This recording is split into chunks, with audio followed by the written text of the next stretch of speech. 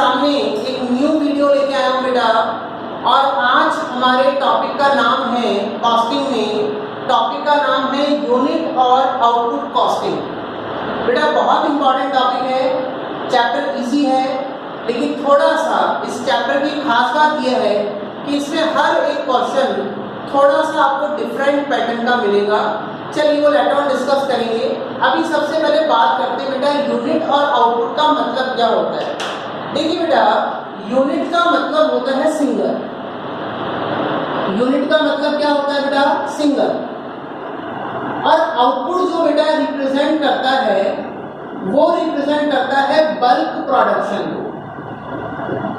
जब बेटा बल्क में प्रोडक्शन किया जाता है, जहां पर प्रोडक्शन लेवल काफी बड़े मास में किया जाता है, वहां पर यूनिट और आउटपुट कॉस्टिंग अप्लाई होती है।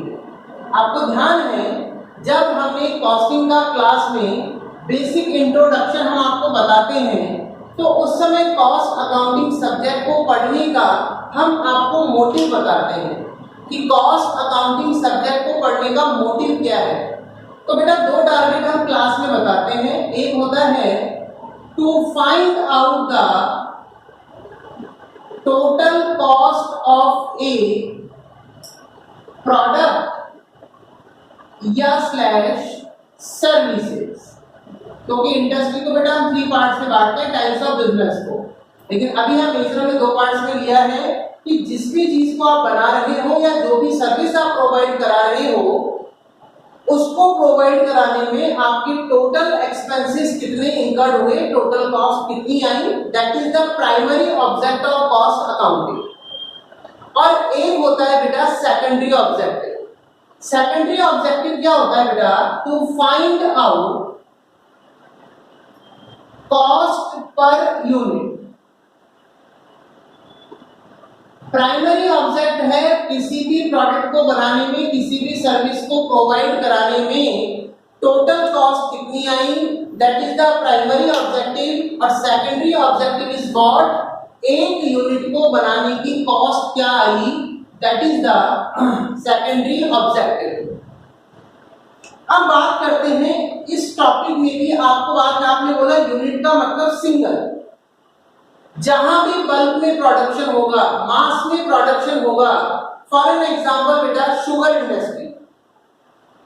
जब भी आप शुगर लेके आते हो शॉपकीपर से, तो कभी ये बोलते हो शुगर के एक तो मुझे आप दाने दे दीजिए, ये बोलेंगे ना आप sugar 1 kilogram, 2 kilogram, 50 kilogram, 100 kilogram, 1000 kilogram. तो बल्क में, मास में जहां प्रोडक्शन होगा, उन इंडस्ट्रीज में यूनिट और आउटपुट कॉस्टिंग को अप्लाई किया जाता है। अब मैंने कहा कॉस्टिंग की 2 ऑब्जेक्ट हमने आपको बताए, टोटल कॉस्ट कितनी आई और एक यूनिट को बनाने की कॉस्ट कितनी है। तो एक छोटा सा एग्जांपल ले लेते हैं। मान लीजिए हमारी कंपनी किस चीज को मैन्युफैक्चर करती है? मार्कर। तो हमारा मेन मोटिव क्या है कि सब एक मार्कर को बनाने की कॉस्ट क्या आ रही है। सपोज कर लेते हैं ये इस मार्कर को मैं शॉपकीपर से लेके आया बेटा खरीद के 30 रुपीज का। तो इतना कॉमन सेंस तो आप में भी होगा, मेरे में भी होगा कि यदि बेटा मैं शॉपकीपर से इस मार्कर को, एक मार्कर को 30 रुपीज में लाया, तो इसमें शॉपकीपर का बेटा मार्जिन भी जुड़ा हुआ होगा, शॉपकीपर का प्रॉफिट भी जुड़ा हुआ होगा। मान लेता हूं लेट भी उसका प्रॉफिट जुड़ा हुआ है 5 रुपए। तो बेटा 30 में से यदि 5 रुपए का मैं प्रॉफिट हटा दूं, तो एक मार्कर को बनाने की जो कॉस्ट आई वो कितने रुपए आई बेटा?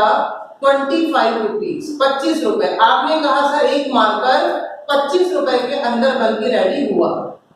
आपकी बात मैं मानता हूं, ठीक है सर 25 रुपए के अंदर आपका मार्कर बन के रेडी हुआ, लेकिन बेटा मुझे 25 रुपए से मतलब नहीं, आपको मुझे बाइफरकेट करके बताना है ये 25 रुपए आपने कहां कहां खर्च किए।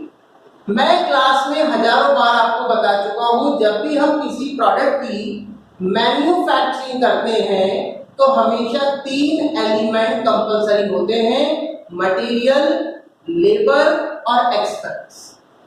और हमने ये भी कहा था बोथ यूज होते हैं direct as well as indirect. बेटा वही डिटेल डिस्कशन इस टॉपिक में करना है। इस टॉपिक में आपको कुछ भी नहीं करना, दो चीज ध्यान रखना, यूनिट का मतलब सिंगल, और आउटपुट किसको रिप्रेजेंट करता है, जहां मास में प्रोडक्शन होता है, जहां बल्क में प्रोडक्शन होता है। और मैंने कहा कुल मिलाकर इस पूरे चैप्टर में जो हमें चीज फाइंड आउट करनी है कि एक यूनिट को बनाने का खर्चा कितना आया, या कुल मिलाके जितना भी खर्चा आया, जितना भी एक्सपेंस हुआ, हमें बेटा उसको बाइफरकेट करके बताना है, हमें उसे सेग्रीगेट करके बताना है इस आइटम पे हमने कितना पैसा खर्च किया। इस पूरे चैप्टर में बेटा केवल और केवल मात्र आपको जो प्रिपेयर करके चलना है वो प्रिपेयर करके चलनी है कॉस्ट शीट। क्या बनानी है बेटा, कॉस्ट शीट। और कॉस्ट शीट को ही हम अदर वर्ड्स में बोलते हैं बेटा स्टेटमेंट ऑफ कॉस्ट। यानी इस पूरे चैप्टर में केवल और केवल मात्र आपको क्या बनानी है बेटा, कॉस्ट शीट या फिर स्टेटमेंट ऑफ कॉस्ट। अब कैसे शुरुआत होती है कॉस्ट शीट की, आइए देखते हैं। बेटा सबसे पहले कॉस्ट शीट की हम शुरुआत करेंगे opening stock of raw material. सबसे पहले कहां से शुरुआत करोगे, opening stock of raw material. ध्यान रखना बेटा जिस भी वर्ड के आगे स्टेटमेंट लग जाए, देखिए जब हम किसी भी चीज को अकाउंट फॉर्मेट में बनाते हैं तो दो साइड्स होती है, डेबिट और क्रेडिट। जब भी हम किसी भी चीज को स्टेटमेंट फॉर्मेट में बनाते हैं तो हम करेंगे प्लस माइनस।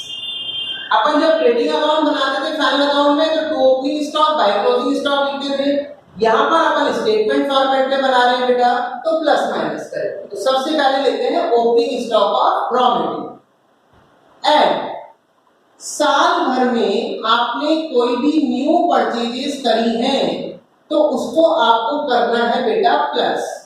क्या करना है बेटा, प्लस। उसके बाद ऐड कीजिए डायरेक्ट एक्सपेंसेस। कौन सा एक्सपेंसेस बेटा, डायरेक्ट। अब डायरेक्ट एक्सपेंसेस कौन से हैं, हम लिख रहे हैं ब्रैकेट में, related to purchases of raw material. Raw material को खरीदने से रिलेटेड कौन कौन से खर्चे होते हैं बेटा, रॉ मटेरियल को खरीदने से जो रिलेटेड आपके एक्सपेंसेस होंगे उसमें क्या क्या आएगा। जैसे बेटा कैरियर्स इनवार्ड, आपने अकाउंट्स में पढ़ा भी होगा, दो वर्ड पढ़े होंगे, कैरियर्स इनवार्ड, कैरियर्स आउटवार्ड। इन मतलब आना। भाई आपने रॉ मटेरियल खरीद लिया अपने गोडाउन, सॉरी अपने सप्लायर से, आपके सप्लायर के गोडाउन से आपके गोडाउन तक कैसे आएगा, उसके लिए जो भी आप पैसा खर्च कर रहे हो उसको हम बोलते हैं बेटा कैरियर्स इनवार्ड। इसके अलावा फ्रैंक, इसके अलावा कस्टम ड्यूटी, इसके अलावा अप्रिल।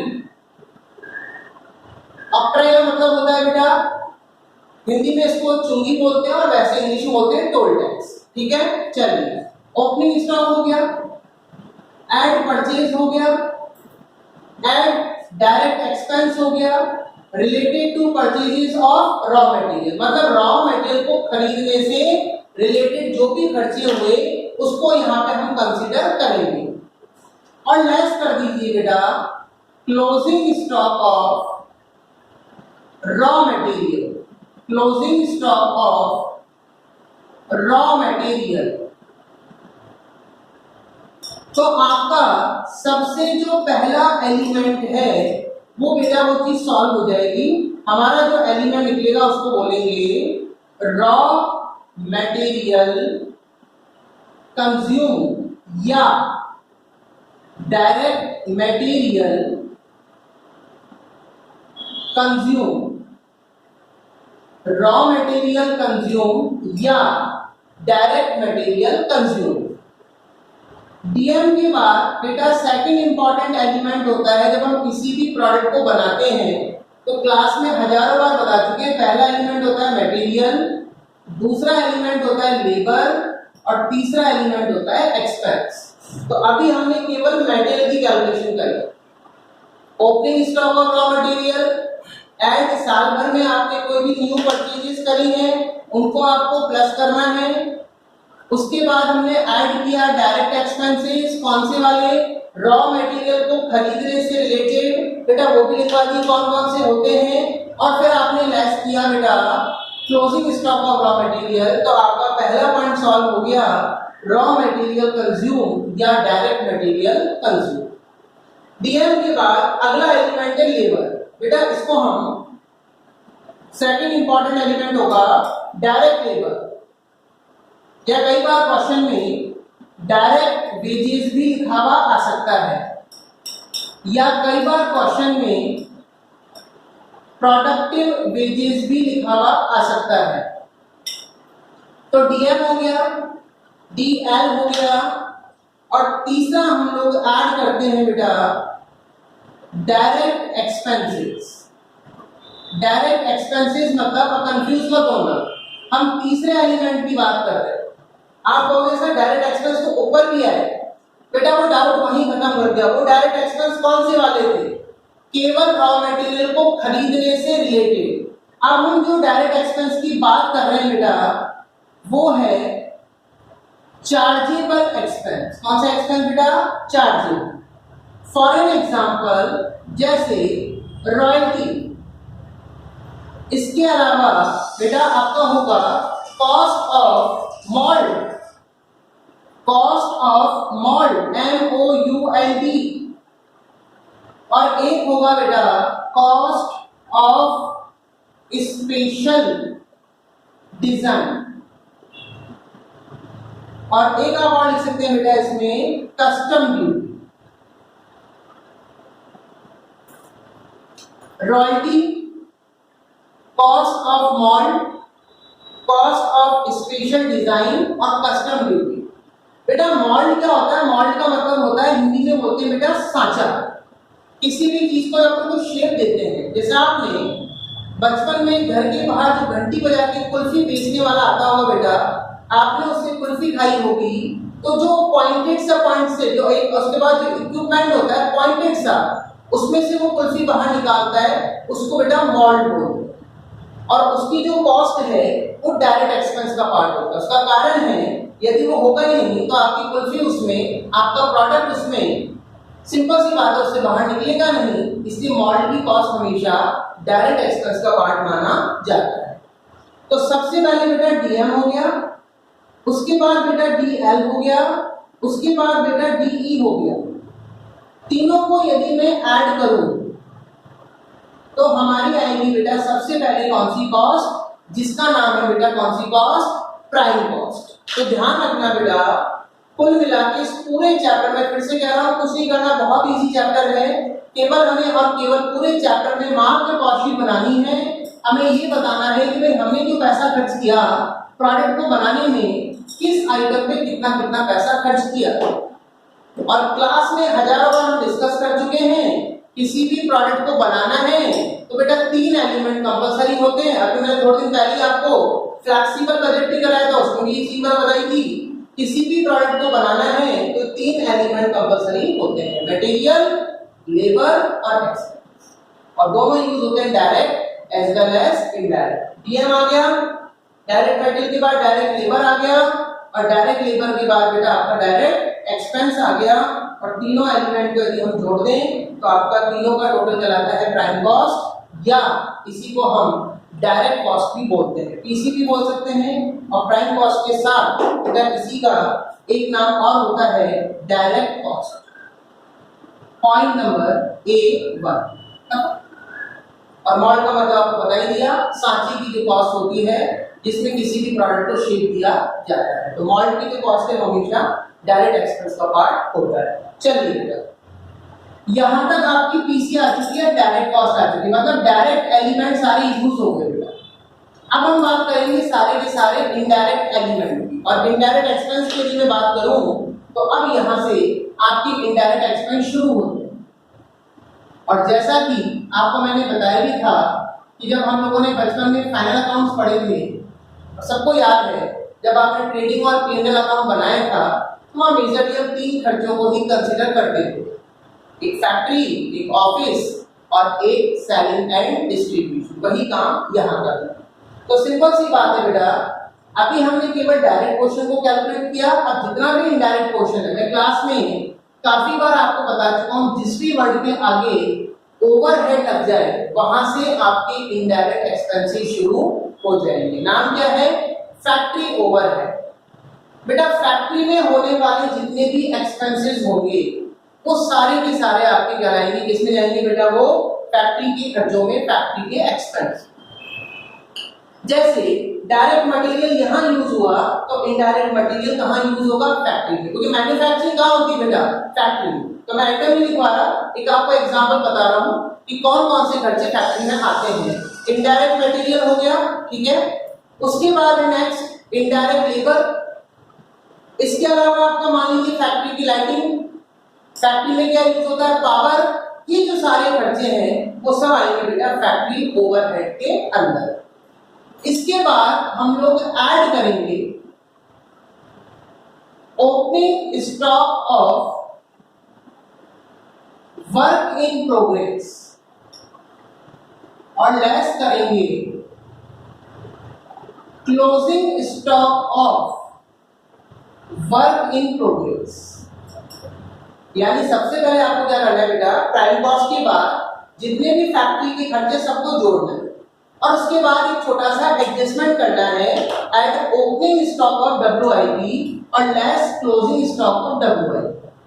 ध्यान से जब हमने इन्वेंटरी टॉपिक पढ़ाया था, मटेरियल कंट्रोल पार्ट में पढ़ाया था, तभी वहां बता दिया था स्टॉक 3 टाइप्स के होते हैं। पहला स्टॉक होता है रॉ मटेरियल का, दूसरा स्टॉक होता है WIP का। WIP में क्या होता है? Semi finished goods.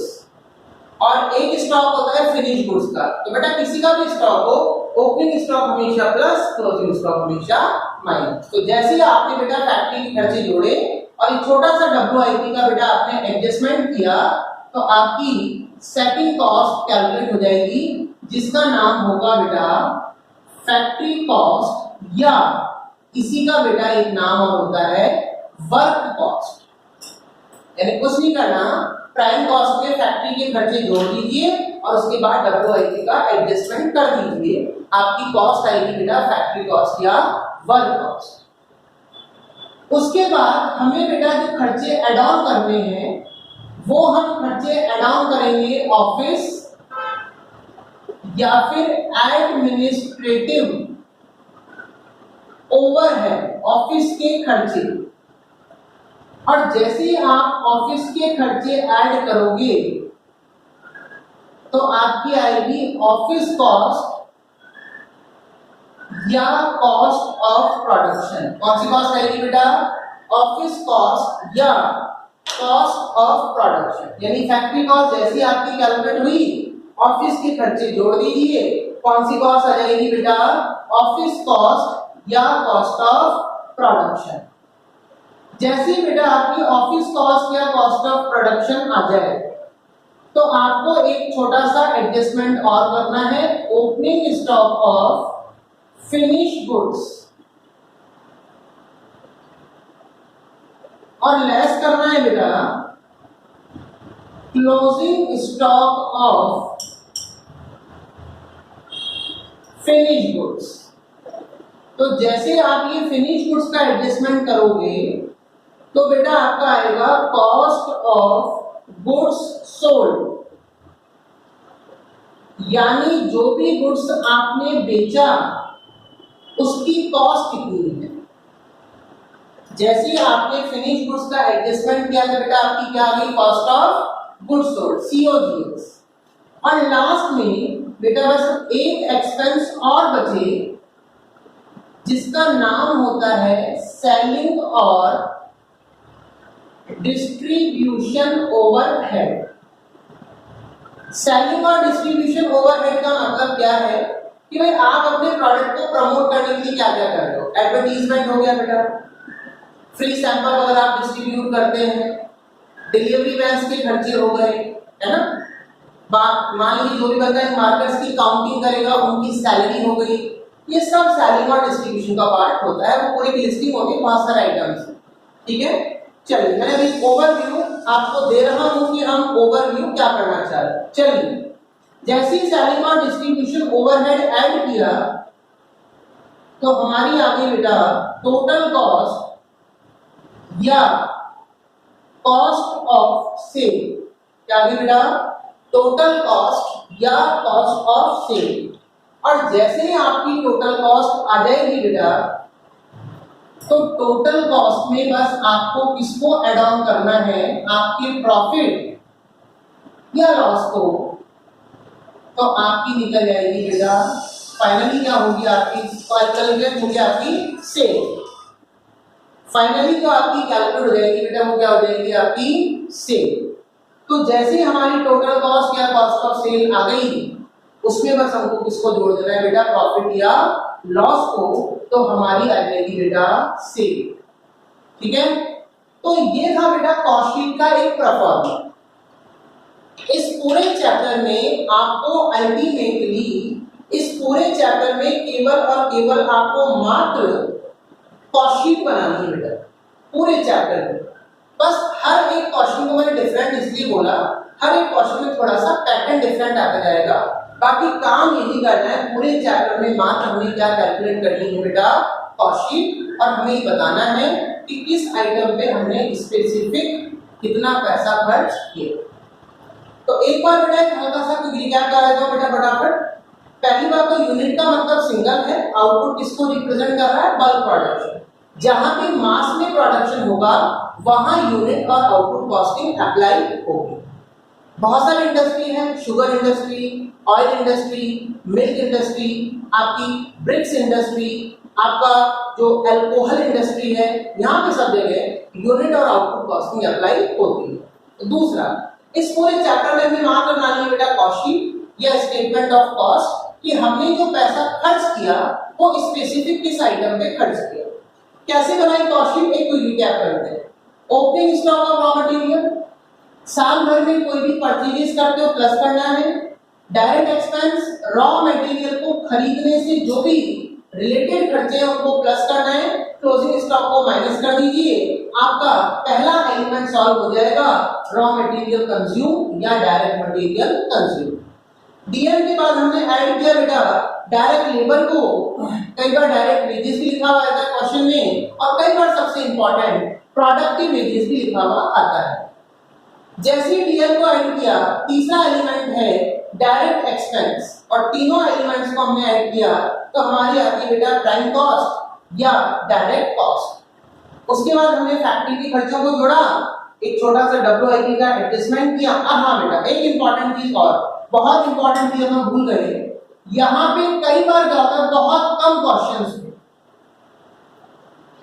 बहुत कम क्वेश्चंस में 100 में से कोई एक या दो क्वेश्चन में कई बार बेटा क्वेश्चन में लिखा हुआ आ जाता है सेल ऑफ वेस्ट या सेल ऑफ स्क्रैप।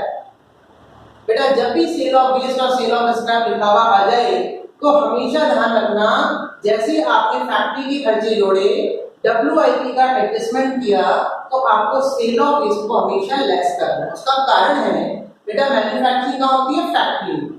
तो प्रोडक्शन से जो भी स्क्रैप निकला जब आप उसको बेचोगे तो आपके पास पैसा आएगा, तो it is the part of the income. जबकि हम तो कॉस्ट शीट बना रहे हैं, हम तो खर्चे की बात कर रहे हैं, और ये तो इनकम की बात है बेटा, इसलिए हमने इसको यहाँ पे क्या किया? लेस किया। अब हम भूल गए थे, बहुत कम क्वेश्चन में देखने को मिलता है, लेकिन आ जाए तो यहाँ पे लेस करके आ जाए। कौन सी कॉस्ट आ गई बेटा? फैक्ट्री कॉस्ट या वर्क कॉस्ट। उसके बाद आपने ऑफिस के खर्चे जोड़े, कौन सी कॉस्ट आई? ऑफिस कॉस्ट या कॉस्ट ऑफ प्रोडक्शन। फिर हमने एक डब्ल्यूआईपी के बाद फिनिश गुड्स का छोटा सा एडजस्टमेंट किया। फिनिश गुड्स का एडजस्टमेंट करने के बाद आपकी आ गई कॉस्ट ऑफ गुड्स सोल्ड। और लास्ट एंड फाइनल हमने कौन से खर्चे ऐड ऑन किए बेटा? सेलिंग और डिस्ट्रीब्यूशन ओवरहेड। तो आपकी कौन सी कॉस्ट आ गई? टोटल कॉस्ट या कॉस्ट ऑफ सेल।